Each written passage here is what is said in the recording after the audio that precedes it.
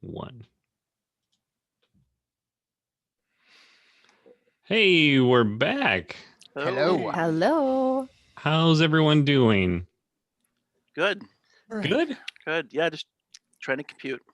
Yeah, I think that's right. Like, I'm still like, how am I supposed to figure out what's going on? I don't know. Yeah, there's a lot going on. We have some very creative backgrounds going on. Check out this is YouTube. our visual protest, Jerry.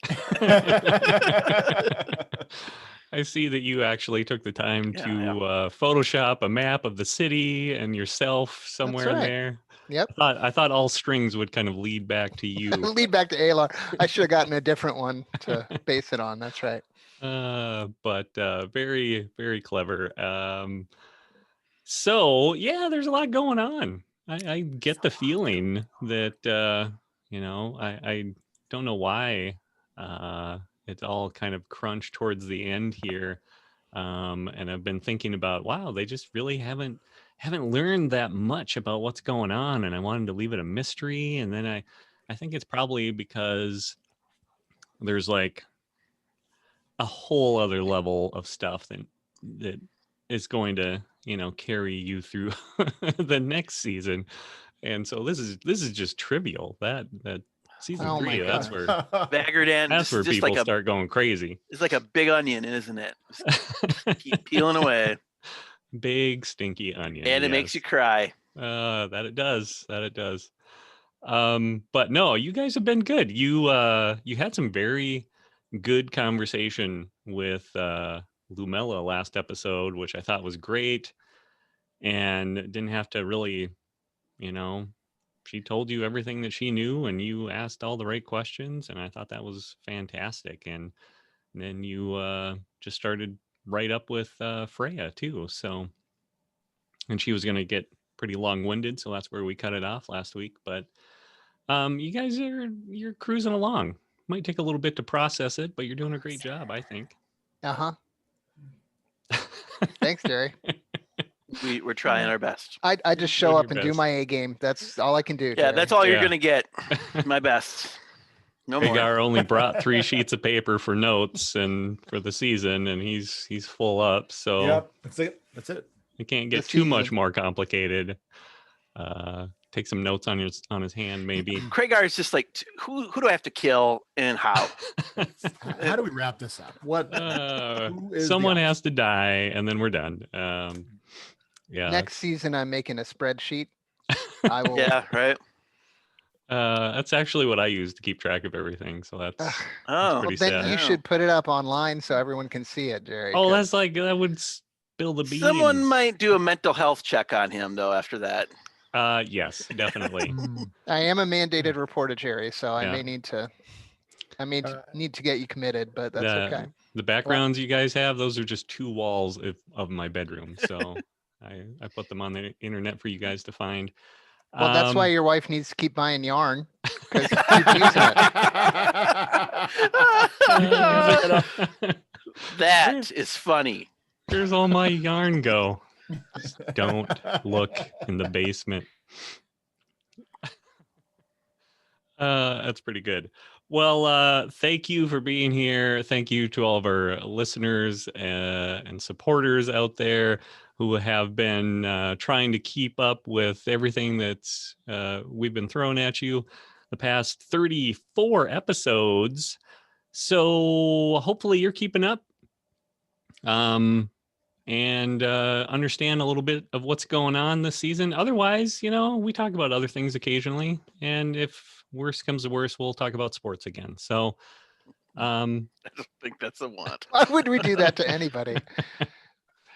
But thank you for being here. If you want to support our podcast, you certainly can by listening, by writing a review on your favorite podcast app, or by contributing to Patreon. And you can do that by going to patreon.com/Dungeon Patrol, or go to dungeonpatrol.com and click on the Patreon button.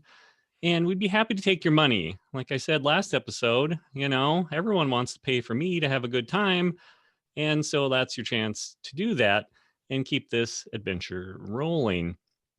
And maybe it'll all make sense. Who knows? Maybe. Who Yeah. knows? Maybe Subsidize his poor wife's yarn addiction. Yeah, it has nothing to do with my microphone addiction. It's all about yarn. But thank you for listening, sticking with us. Thank you guys for being here and allowing me to monopolize your brain power for another episode. And that being said, do you have a recap for us, Alar? Of course I do, Jerry. My Alar romance emerged into Saltside amidst a crowd of people. It seemed the Queen of Ashmore was sending a rescue ship, or a fleet of rescue ships due to arrive in the next week. In the crowd, they spied the half-orc dancer Lumilla, who told them of a smuggler's tunnel into the Dreadgate. But first, they need to uncover the mystery of why the Baron even wanted to capture Arvik. Could he be the lost king of the Pirate Isles? Find out on Dungeon Patrol. Nicely done. I have nothing to correct on that one, so that's good. Wow, okay. So I get an A. They're always high good. praise. They're always good. Cool. Yeah, so that's where we left off. You guys had just started a conversation with Freya. Skolovig was kind of watching on, and Freya sort of pulled you aside, gave Skolovig a little reassuring kind of nod and gesture, and then pulled you aside to tell you more about how Arvik became their king. And while we're talking with Freya, I'm going to be making flirty eyes at Skolovig. Nice. She got to appreciate that. I'm going to She's be not smiling. a bad-looking woman by any stretch. A little on the crazy side as far as the violence factor, but you've probably seen worse, right? Yeah.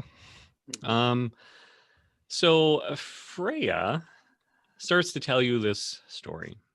She says, she gives you a little background, and I don't know how much you know about the Pirate Isles, how we came to be who we are, but I'll start at the beginning. 1,500 years ago, Whoa.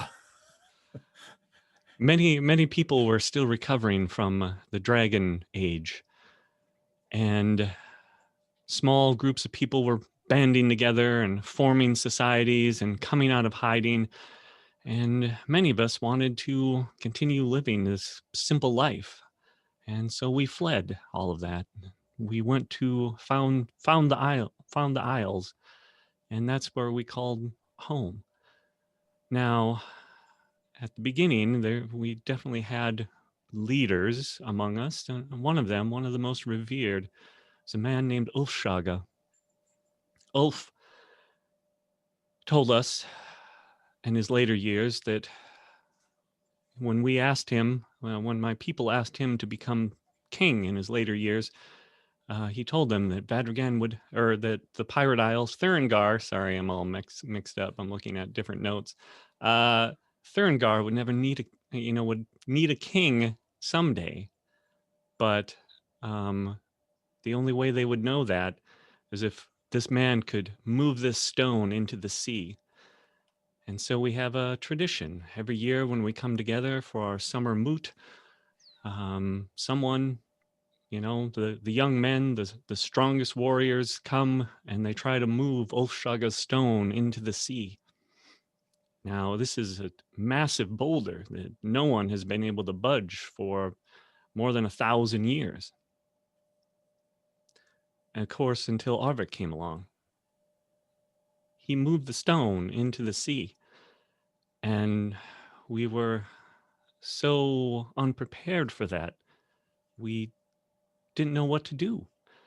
Some people sided with Arvik and said he should be our king immediately. That's what the legend tells us. But others, myself included, and Wolf Canute, disagreed and felt that there's no reason for this legend to be enforced. It's only a legend. Things were fine. Why do we need a king now? It didn't make sense. But then the mists came. And instead of doing the right thing, Wolf Canute and I and many others, we convinced Arvik to come with us. We kidnapped the poor man and brought him with us on our ships so that he couldn't be king. And I failed at leading us out of the mists. And Wolf Canute, he had better luck. So he became our unofficial leader as we fled the Isles and fled the approaching mists. But I've got to know Arvik on the trip.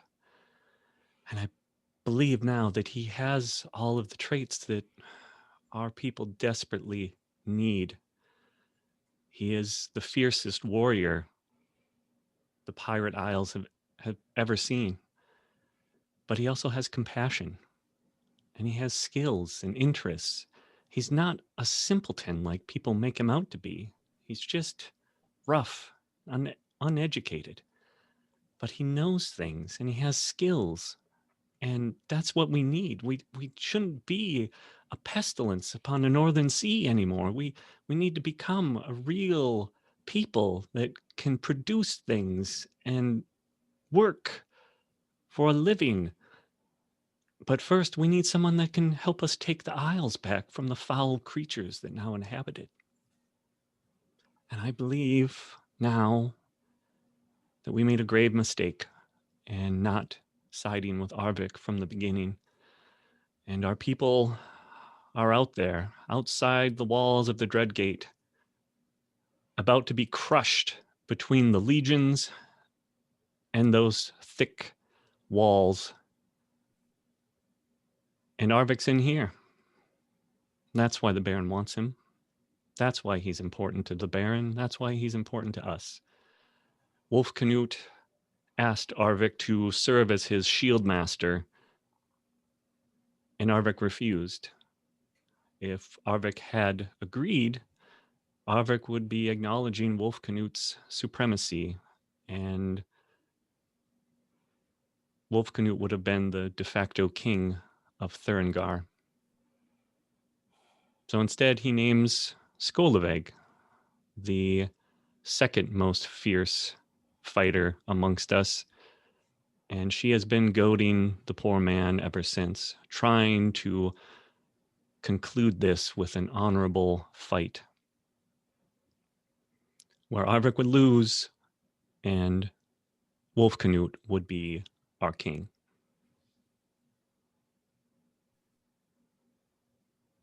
That's the story. Wow. That's a terrible story. Yeah. So Yeah, you who guys, writes this stuff? Wow. So I do not know. You and Wolf Canute and how many others just decided to completely ignore this history of your home?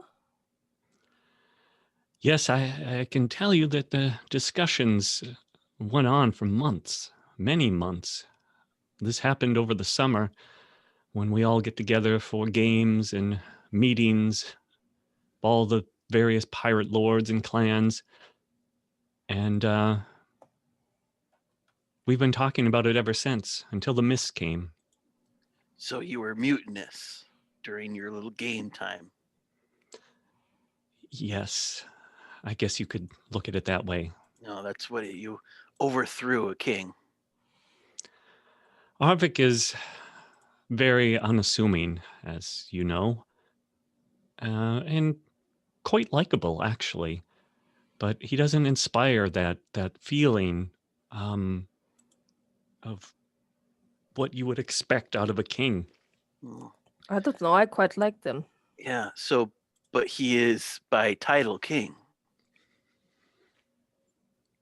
Well, So just because he's not assumed to be king, like he's not your king, but yet he has the title of king.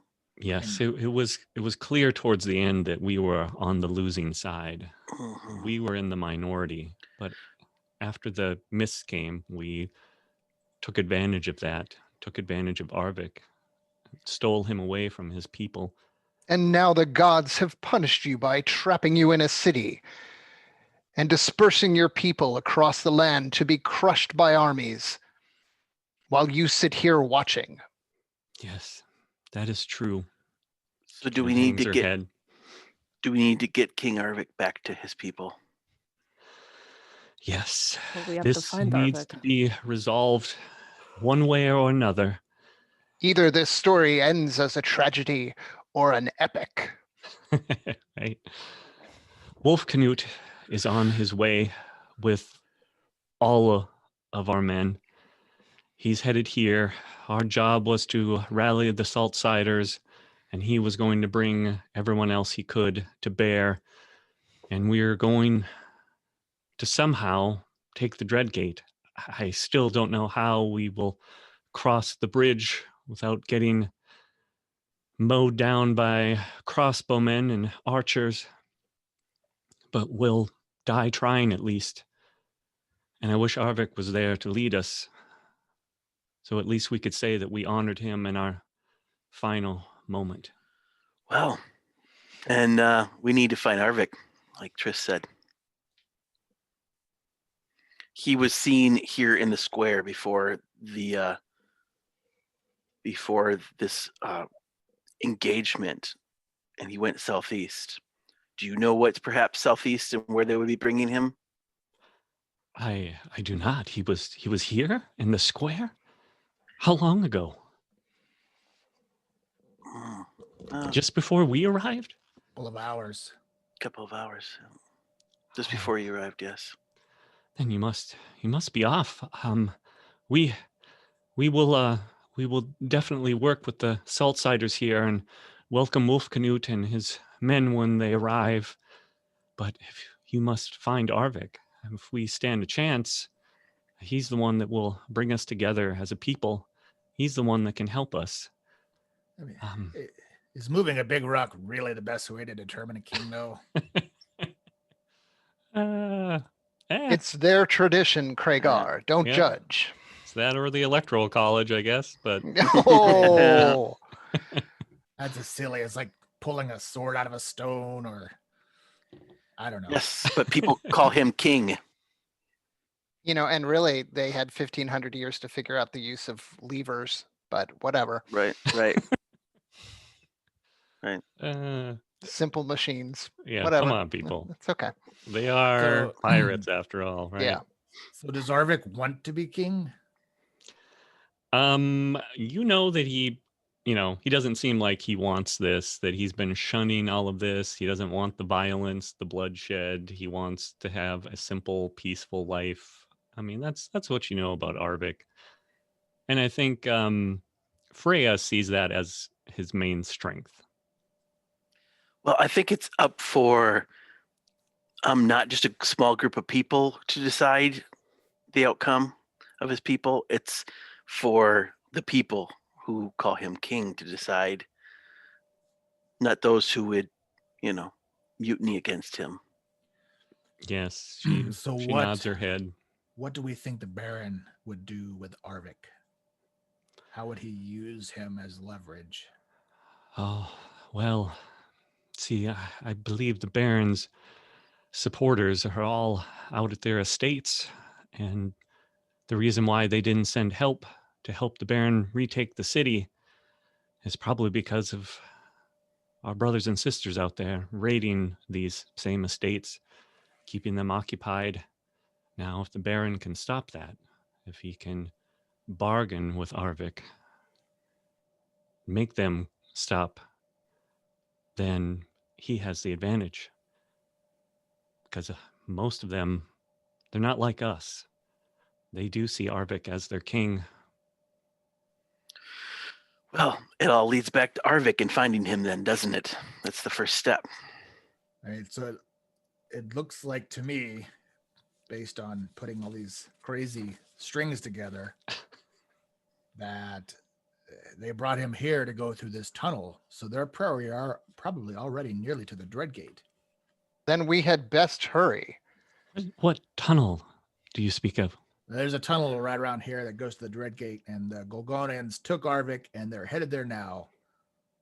And How do we know we can trust Freya and Skolavig at this point?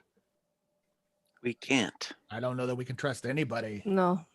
As far as I'm concerned, we're here for ourselves. And I- for Arvik, we will help him reclaim his throne and save this city in the bargain. Well, I mean, if he doesn't want the throne, that's not really helping him, is it? Then we will get on one of the ships to Ashmore.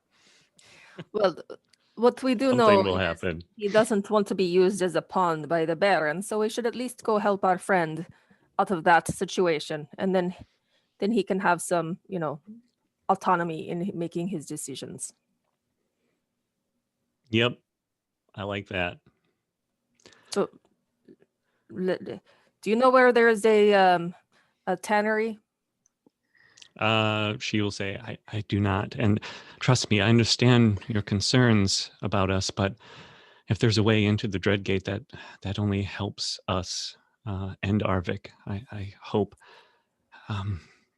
But thank Freya, you. when I write of this, and I will write you as a remorseful villain. I don't really care. We need to Yeah, find a well, tannery. So let's grab a local then and ask, because everybody we've talked to let's are go not down the locals. street. We know what street it's down, so Right. let's Okay. go down that way. And you can follow your nose, yes. Follow your nose. Mr. Mutt. Nose. All right.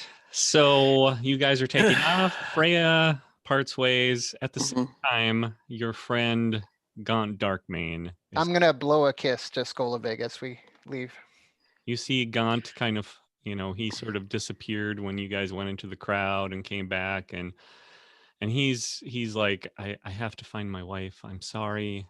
I wish you the best of luck. And I you. hope we see you again. I hope we meet again, friends. Thank you for saving my life. I owe you. And he gives you a nice, polite bow and disappears down a different path. We will remember that you owe us. Let's just point out that all four of us would agree that we were all suspicious of Wolf Canute and Company. Mm-hmm. So, You okay. were, yeah. Mm-hmm.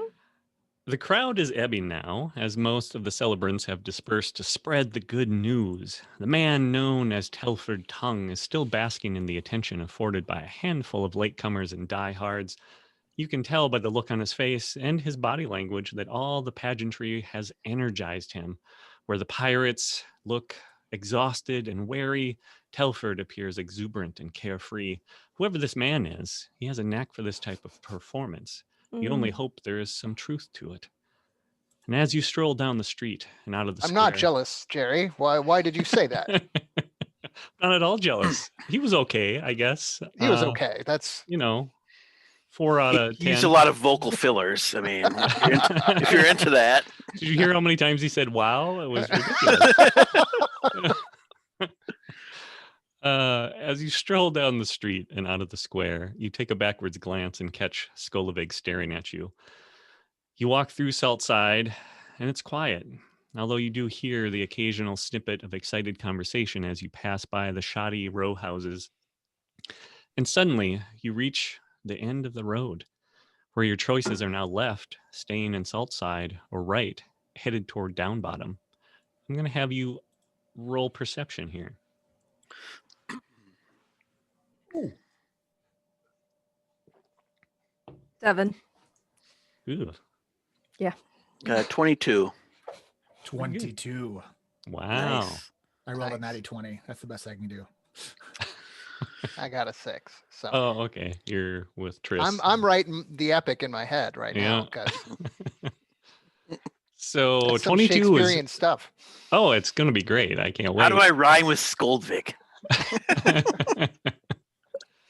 As you get to this choice that's now in front of you, an errant breeze catches, it brings a new smell to your nostrils coming from the east, and it's an unpleasant mix of stale urine and rotting flesh.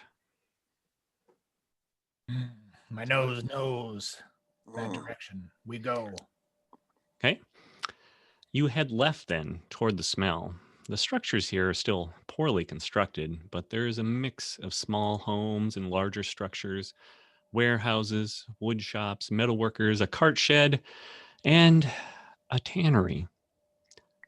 Everything appears to be suffering from extended disuse, but the tannery smell lingers. And at 60 yards further down the road, you spy something that seems sort of out of place. A muddy path with recent ruts carved into the thick, half-frozen slurry. You can see that the path leads to a small cottage of stone.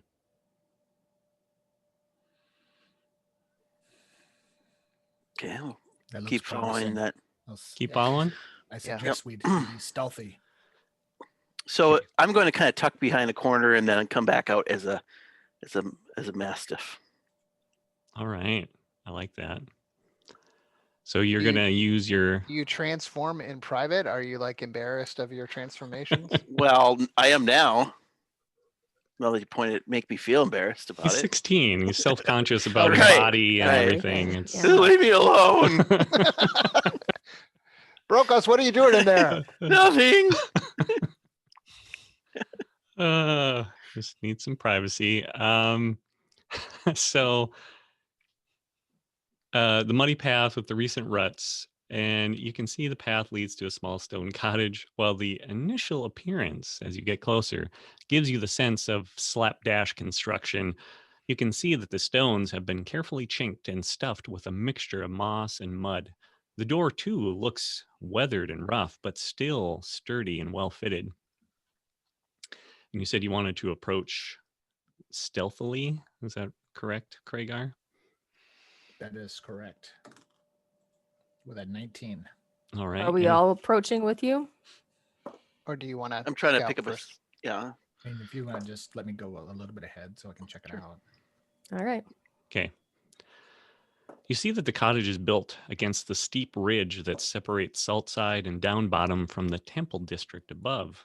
As you approach, you can make out two other structures.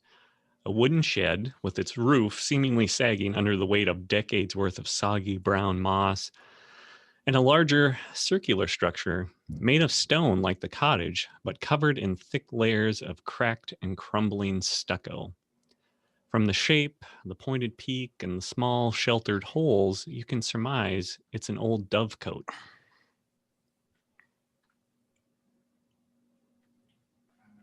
Sneak over to the stone structure. The dovecote or the cottage or the No, shed? the dovecote. Okay. I mean, where do the ruts go? They So go we're- up to the house and stop at the house, and then you can see them go over to the shed area. Is there any sign of any cart? No, but you Okay. did see a cart a couple of All right. episodes ago. All right. I will sneak over to the shed then. Okay. The shed, sorry, I have to jump ahead here in my... You follow the tracks to the shed, and the shed has a dangerously drooping roof. The crude door opens with some difficulty as the bottom edge drags a furrow through the thickening soup of mud and slush. Inside, you see nothing but sparkling droplets of water leaking through a half dozen different holes, and the ruts where the wheels of something once sat. A small cart, perhaps. All right. I'll look back at my companions and motion them up. And then Am I'm I going getting to- any kind of scent of anything of Arvark? It's wet, Arvik. and He's a King king now. Aardvark. He's a king. He's a king, now. after- Aardvark. Kings are always good with a good when you mess up their name. Yeah. I love that. Any Yeah. scent of Nickname. humans or anything? You with the wetness and everything, it's a little bit more difficult than you expected, but there is a strong were-rat scent here that you immediately pick up on. Okay, whoever that is, I'll paw at it, or tuck or point my tail at it, or dog. It seems to be. I mean, it seems to be all over. Around the outbuildings, but much stronger at the cottage. Okay, I'll go towards the cottage and quietly go towards the cottage and kind of try to get close to the entry. All right. You walk around the small cottage, taking notice of every detail. A handful of shuttered windows, all tightly shut and locked from the inside. The door with its rugged exterior and heavy iron handle. Muddy prints all around the door and to and from the outbuildings. The smells of a recent fire, very strong in your nose, Brokos, as well as ancient bird dung and the earthy sense of mud and moss. The were-rat sense and possibly others, humanoids, not were-rats, maybe even a hint of werewolf. Hmm. The only sounds you can hear are the steady trickle of water running off the thickly thatched roof and into puddles under the eaves. I'm going to try to get the attention of Alar or somebody who's maybe whine or What is it, boy? scratch at the door. Maybe I'm pretty scratch. sure at this point that we would pay attention to Good. Yeah. to the signals of the dog. Yes. Okay. Yeah. So obviously, I'm very interested in the the door or the I'll walk over and cottage. try the door then. Okay, it does appear to be locked. I will So try to someone would have to change roll that. for it. Yeah, I'm going to back away just a little bit. I'll pull up my Let the rogue.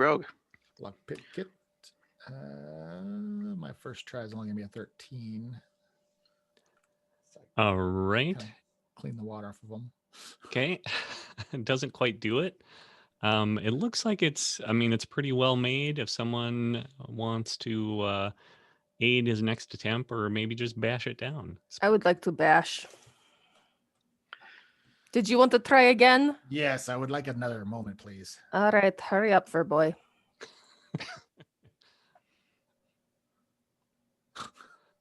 Who smells worse in this rain? The Mastiff or Kragar? Kragar. Definitely that's tough. Kragar. 22. 22. All right. So this time you can feel it and it's like, oh yeah, I should have known this. The lock would work this way. Got it. Click and it's open. I knew it was counterclockwise. Yeah, it was the lips. It was the I do Lipsy that. Lock 3000. Everybody knows how to. Yeah, you open know those. that. So the door opens with a slightest push, makes the slightest creak. And as you open it, you almost immediately feel warm air on your face. Smell of burnt wood is stronger too. And you enter to find a cozy main room centered around an ash-stained hearth and a blackened iron pot. The furnishings are sparse, but sturdily made and comfortable looking. 2 wooden chairs covered with sheepskins face the fireplace. A small table sits between the chairs. Copper goblets, 1 half full of wine, sit on the table. To your left, you see another room. There's no door, just a heavy woolen blanket hanging almost all the way down to the threshold. And to your right, you see a 3-legged stool in front of a wash basin on a small counter and a ladder that goes up into an open loft.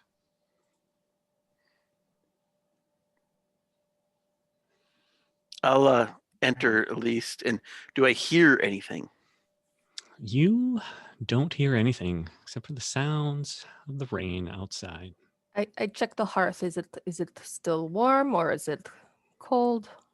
It is still just has a hint of warmth. All right. Well, now I want to see if there's anything that will move. Is there a way? I thoroughly checked the hearth. Okay, so Oh, everyone can roll perception if you want. 20. Yeah, I'm gonna walk around checking the floor. I'll kick that stool over. Basically looking for a trap, like a floor trap door. All right, so you start poking around. Everyone's lifting. You got a 20. Alar, what'd you get? I got an 18. Nice. What'd you get, Brokos? I got an natty 20, so 26. Jeez. So you start rummaging around the room. You notice that the wine still smells fresh, like someone just left it just hours ago. The hearth, obviously still warm. Looks like this has been lived in quite a bit. People have been coming and going. There are boot prints all over the place. You shove the blanket aside and you see this other simply outfitted room. A wooden frame supports a lumpy feather mattress, more blankets lie on top of the bed, along with a bear skin and 2 lumpy bundles of cloth-covered straw that apparently have been used for pillows. A large chest has been shoved against the far wall, apparently in an effort to clear floor space for the 2 bedrolls that now cover the area at the foot of the bed. Twine has been run across one corner of the room, and a few garments have been draped over it. One of the garments, a stained and threadbare woolen vest, has a crumpled note in the pocket that you find immediately because you all rolled so well. And that note says, "After the full moon has waned, gather the men you need and bring the portal to the new rendezvous location. Do nothing to cause suspicion. Signed, MF." After the full moon, the new moon. Yeah, after the full moon. What moon cycle are we right now? Tonight is the full moon. Bring the portal to the new location. Right. Remember, they were moving the gate. Mhm. So you also explore the loft. It's a low, shallow space right below the heavy poles that support the straw thatch. It was perhaps originally a sleeping space for children, but now it's full of dusty odds and ends, a broken wheelbarrow, a rusted chamber pot, various pieces of an old chair, and some rusty tools, shovel, pick, and a whipsaw. The handles of the shovel and the pick have the initials AR carved into them. So Can I smell that shovel? Sure. Someone will bring it down to you. I don't know if you can climb in mastiff form. I mean, no. it seems like I'm a dog.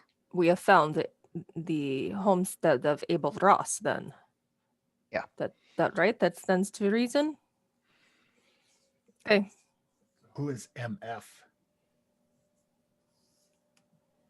Oh, I got some ideas who the MF is. I mean, the only MF I can find in my notes doesn't make sense, and that's Marisha. The DM. Marisha Yeah. Falconer. Sure. But she was the acolyte to Galen. Yeah. Mhm. Hard to believe. So the pot is in the hearth? Yeah. Is it connected to anything? Sitting on something? Nope. Okay. I'm gonna go check that stone, that other conical. And dome. Triss didn't find anything in the hearth. No. Okay. Okay. Then I'm going to light a fire in the hearth. Okay. So there's some kindling and some, a couple of logs sitting there, and you're able to start a fire after a little bit of effort, That's good. Okay. Yes. and that's it. You're warmer now. Okay. I want to kind of smell around to see any of, like, if there's looking for possibly something on the floor, a hidden entrance, something of that nature. Yeah, you scratch around, sniffing, and everything seems to be as it should be. No errant smells coming from some secret space below the floorboards. No really anything that seems out of place. Everything is very much as it appears to be.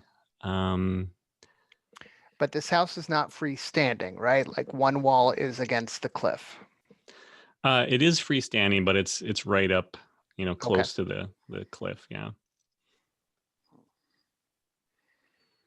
Well, the tunnel's probably on the outside then. Could be. Well, I want to go check the other building out, and then perhaps we can look along the cliff.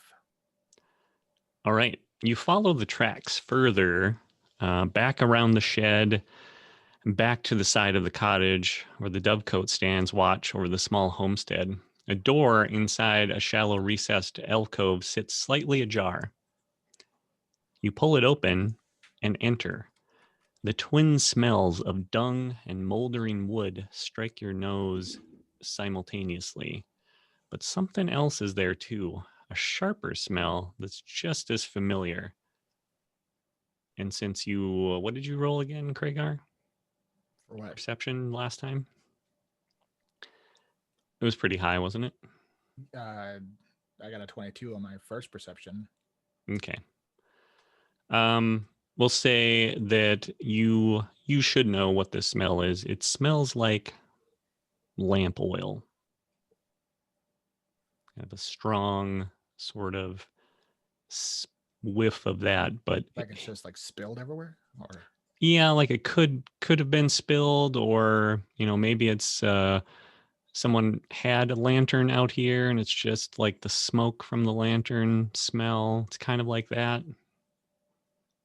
okay. Very faint, but you can definitely pick it out from the other scents. Well, so I mean, so what else is inside? Inside, you see almost everything you expected. Old wooden pigeonholes for nesting birds, now only frequented by the occasional wayward sparrow, and a thick layer of dry and dusty bird dung. You can see the rows of nesting cubbies going all the way up to the peaked ceiling. A broken ladder leans dangerously on one leg, and muddy tracks seem to go all over the otherwise empty space. Okay. So I'm gonna search around in here for like things that have been recently disturbed or moved, or again something on the floor. Okay, roll a perception again.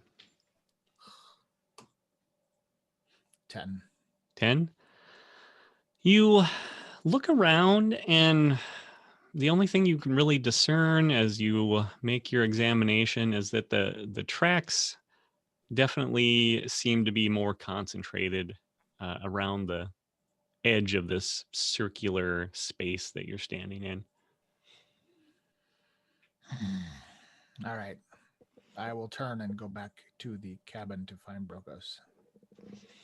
All right. I'm laying next to the fire, Yeah, I'm kicking back in one of those chairs. as any smart dog would do. Exactly. So Craigar comes back, returns to you. Okay, I'm sure he says something. Just Yes. really, come on, boy, something like that. Yeah, there's something out here. I'm not seeing Okay. it. I'll follow him out. Okay. What are the other two doing, Tris? I'll go as well. Yes, I will follow. Okay. So you go outside, you see all the same stuff, and you all catch the same sense that he does. And he points out the fact that the tracks are, much more concentrated around the outside of this circular space inside the dovecote. Obviously been a lot of traffic in here, which seems Would my odd. smell or scent pick up anything more than what he already has? Yes, you do get a stronger scent of lamp oil and also a strange breeze, something else, There we something go. very earthy coming from the floor somewhere. I will try to get my nose directly to where that is coming from the floor. Okay. That breeze. So you see Brokos kind of take up spot in the middle of this space, nose to the floor, sniffing really hard. So you know that he's found something. Something's up. If I find it directly, then I'll kind of scratch at it. Okay. Search So- again now that he's pointing at a spot. Sure. You guys can all roll if you want. Nope. 18. Oh, there we Nice. go. So Tris, you walk over to where Brokos is scratching, and you begin to lightly stamp around the floor, searching for the edges of hidden entrance or anything else that might be suspicious. Suddenly, a thin seam, no thicker than a fingernail, can be seen where the dusty dung has been disturbed by your relentless searching. And there, you see it, a hole big enough for a finger or maybe two. Mm. You insert your forefinger into the hole and lift, The heavy, well-crafted covering eases up with a painstaking effort. As you slide the fake floor away, you catch a stronger whiff of the other smell you first noticed when entering, lamp oil. And you can see wooden stairs that seem to be going down, down, down into the darkness. All these smells, I am high as a kite. I think we should follow now. Okay, so you're going down the stairs? I am Yeah. going down the stairs. Yeah. Let's go. Awesome. Yeah. At the bottom of the stairs, you find a small stack of crates. One of them is half full of well-made lanterns. Obviously, the crates all have the Fox Cottage logo on them. There are also 2 casks of oil sitting nearby. One of them is streaked with oil stains and is nearly empty, and the other one is full, appears to haven't yet to be open. There's also a wooden crate with various other bits of gear sitting next to the stairs. You find neatly coiled ropes, small hammers, some iron pitons, and bundles of thick wire. And ahead of you in the darkness, you see a passage, arrow straight, with a slightly downward slope. It continues on as far as you can see. Well, we should probably stock up on some lanterns for. Yep. Let's Whoever grab some can't see. lanterns and head on down. Heading on down. I'm gonna take some of that wire. Taking wire too? Because I know I had a bundle of wire somewhere in my list here. This is good for making traps. And this scent is, can I pick up a scent then? A little bit stronger scent of a trail? Yes, you definitely can tell there's been some activity here. It's drier, and this part is there's quite a bit of dirt on the ground and stuff like that, so holds on to the scent a little bit better. And you do catch a whiff of humanoids. One of them is faintly reminiscent of your friend King Arvik. All right. Well, I'm going to Okay. kind of whine in a little dog whine and look back at the group, and I'm going to just hit this trail. Can I see, or can I guess how strong of a scent it is as far as time goes? You'd say it's probably just been a handful of hours, fairly Okay. fresh. Also, some were-rats, some other humanoids passed this way too recently. Okay. Well, I'm going to. I mean, if we know this is there, I'm going to turn out of my dog form and just back to human form and kind of just let everybody know what I got, and we're not that far behind. They obviously, I think, rested up above us, and we're hot on their trail. Cool. So you let everyone know, and you guys grab some lanterns and some wire. Anything else? Good on everything else. So Okay. So you Um, follow the passage for 200 or 300 yards. Every 25 feet or so, you pass through thick timbers of some age-darkened wood meant for reinforcement. Suddenly, the nature of the passage changes, and you're forced to scramble down a steep, rugged slope for 100 feet before coming to an even steeper slope, where a sturdy rope has been fastened to the rough walls with pitons and thick rings of iron. Halfway down the second, more harrowing section of Natural Cavern, you begin to get a feel for the path, and you realize that Abel and possibly Lumella have traversed this same hazardous passage dozens or hundreds of times before. At the bottom, the cavern splits in multiple directions. Several natural tunnels head left and right, one of them barely high enough to crawl through. While 30 yards ahead, you notice the current chamber splits into 2 roughly equal-sized passages. The right half appears to slope upward, while the left continues a downward trajectory before curling out of sight. Do we have any indications of the cart passing with the gate? You do not. And Is that there is any- something that you probably would take note of because you know the weight of that portal. So And tracks. no tracks. So you're guessing that the portal has not made it down here because it would probably, as that note that you found kind of indicated, they needed to gather some people to make that possible if this was the place where they were going to move the portal. But no human tracks, like footprints. No, it's pretty stony and rocky in this portion. So, But we've been following those tracks as far as we can, right? Like yeah, someone's been walking through here. this recently. is the first spot where you have seen multiple options.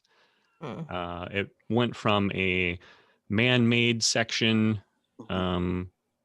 that you picked up the scents on to more of a natural, stonier section, which the scent kind of wasn't there. Well, you were no longer a mastiff, but would have been harder for you to track. Sure. But there really has been only one way to go until this point. So we're not thinking that they were going to try to bring that giant stone portal down here, That's what I thought you meant. because we left that tumped over on the ground in that shed back near the way back, so they wouldn't have had time to even recover. Oh, they that. okay. Yeah, they don't have that. Yeah. I mean, they could have another one. That's what I was thinking. That's what led me wrong. So yeah. Well, So- so it sounds like though that they were probably going to bring that. I think the Right. timing with the full moon being tonight, and maybe there's something with the crowd of people that happened to congregate on this night when a bunch of were-rats needed to move this thing. Maybe that messed up their plans, but there are lots of, I think you guys are on the right track. It's just finding out the right sequence of events here, and something along the way maybe mess that up. What's the width of this tunnel? Like dimensions? This Pretty big? Yeah, it's kind of varied along the way. This particular section seems to get wider as this chamber goes on, so it's probably about 30 or 40 feet wide at the maximum point, with half of it heading kind of upwards at the end and the other half heading slightly downwards. So behind me, I'm going to spend a couple of minutes casting mold earth in different spots to create difficult terrain behind us. Excellent. I was wondering if we should do something like that. That's smart. Do you want to go back to the That will really last for treacherous only part? an hour. So, well, I can Oh. take treacherous parts and I can turn it into. We can pass difficult terrain because I just turn it into easy terrain for us. But it only lasts for an hour. But whatever. I mean, it's a cantrip. So what am I losing? Just Yeah. Okay. I might as well just do it. Okay. Just to try to throw maybe a monkey in the wrench if they're a wrench. Throw a Throw a monkey wrench at the into- monkey. 2020, man. To throw a wrench into their monkey Yeah. and just kind of throw them off. But I don't know which way you guys want to go. I could ask you all to roll perception. We'll see if Yeah. you guys. Yeah, let's Do try. that. I'm going to cast guidance on whoever wants it. Who's got the lowest perception? No. I do. On I'm on Clearly. Kragar. So I don't know about guidance will that, give you Kragar. guidance will give you a D4 there to your roll, Kragar.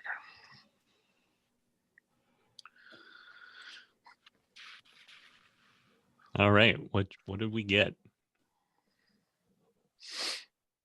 I got 9. Okay. Jeez. I got 8. I got 11. Wow. I got 11. 23. I got 23. Oh my gosh. I don't know. I rolled a 17, a 19, and an natty 20 for my perceptions rolls. That's pretty awesome. Yeah. Yeah, well, until I need him. So as you guys are talking over your options, and let's say you get back from casting your cantrip to make the terrain a little bit more treacherous for anyone who might be following behind you, you come walking back into the group, and they're looking looking around, discussing options. And that's when you notice it, Brokos. Up ahead in the left tunnel, the one that angles downward and seems to go around a bend after some distance, you can see the faint pulsating glow. And at first, you're instantly alarmed by the thought of lantern-wielding gladiators and rat men heading your way. But then your logical 16-year-old brain takes over Completely. and quickly discerns the pulsating glow is too regular and too red for lantern light. And then it dawns on you. You know exactly what this is. It's a clairvoyance orb. I will say that out loud. And as you pointed out, the others then can start to see it way down at the end of this path. There's definitely a glowing, pulsating light, that same regular rhythm that you recently traded away to Clavius Crumble. But yeah, down the left path. Well, I think that helps us out. Is There's it- someone you want to you just go think that and they're monitoring that then? So, but you kept the one orb, right? yeah, Can the we see if we can viewing see orb. anything with the We viewing could- orb? We could try. I don't know how these things work. I don't either, but apparently we have identify as a spell. So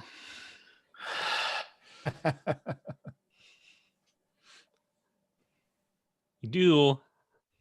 I that think what you when you had? guys looked at them before, it Yeah. takes it would take a specific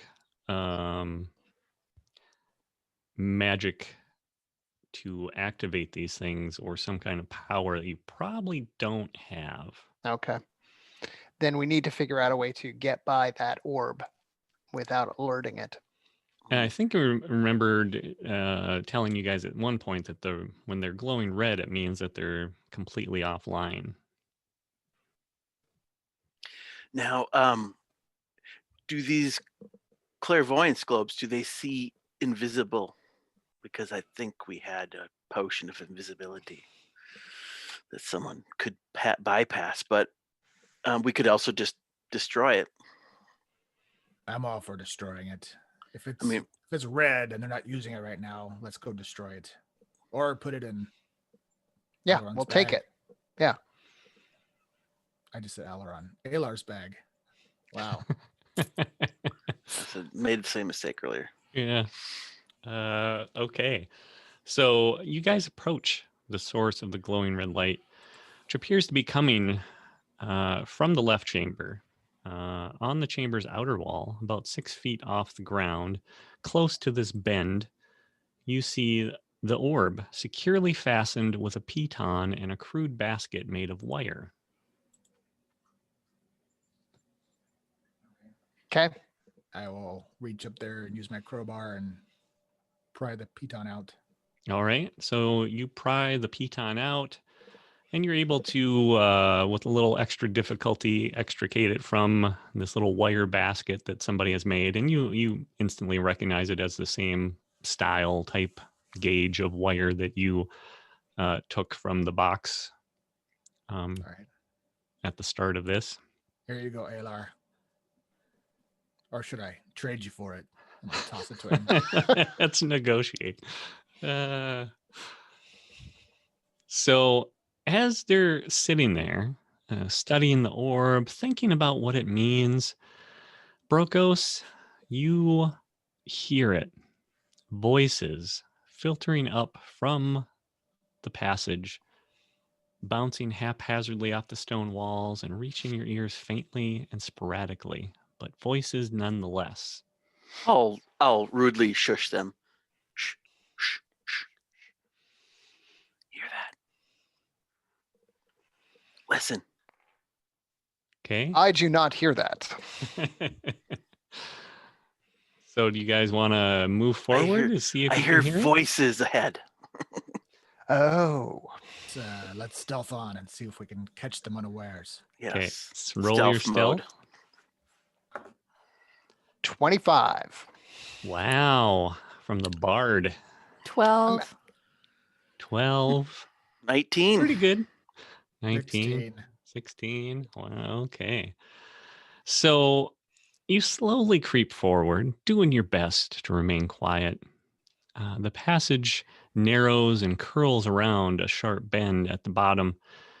The glow, uh, you see another glow from up ahead, but this one flickers erratically, casting warm yellow light rather than the red pulsating light against the outer wall of the bend up ahead. The voices start up again, and now you all can hear them. You hear talking, occasionally punctuated by a sharp bark of laughter. There's a man's voice, deep and mocking, and a woman's voice, smooth, sultry, and with a hint of playfulness. And as you round the corner, you're able to peek, and you see that the passage opens up into a large chamber. And across the way, you see another red orb glowing faintly on the far side, seeming like the large winking eye of some unfathomably enormous devil. But much closer, against the left wall of the chamber, you see a pair of lanterns sitting on a wooden crate, and 3 people huddle around the light as if fearing to leave its comforting embrace. One of them you instantly recognize as Arvik.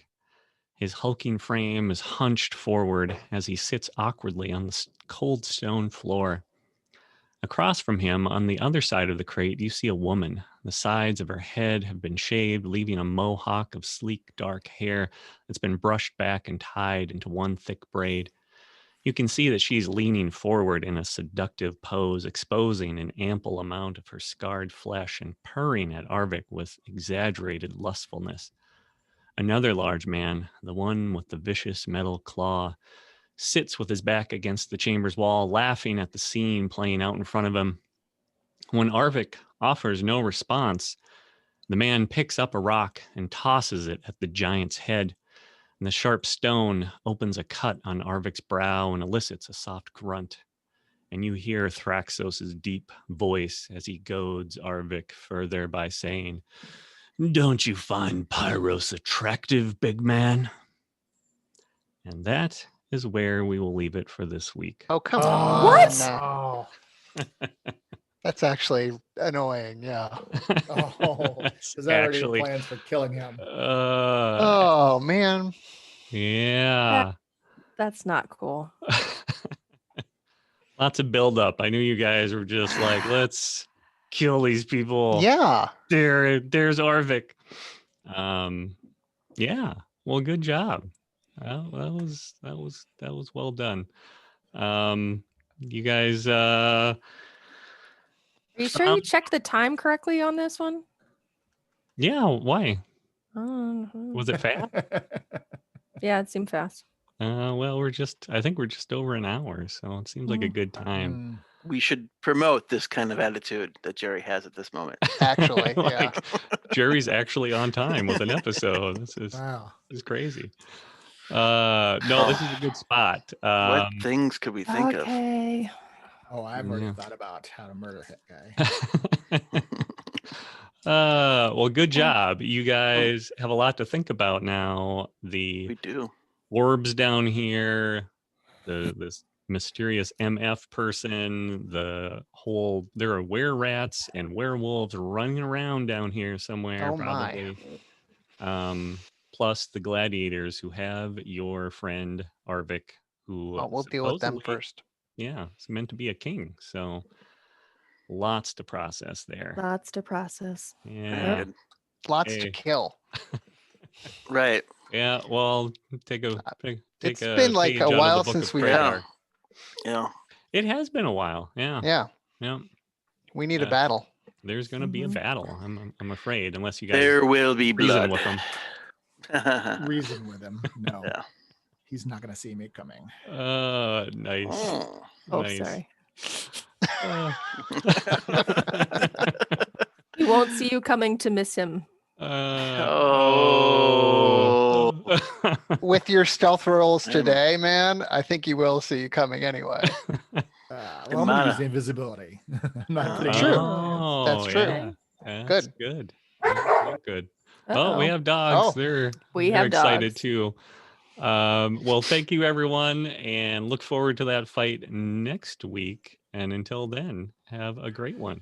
All right. Bye-bye. Sounds good. Bye, everyone. Bye. Bye.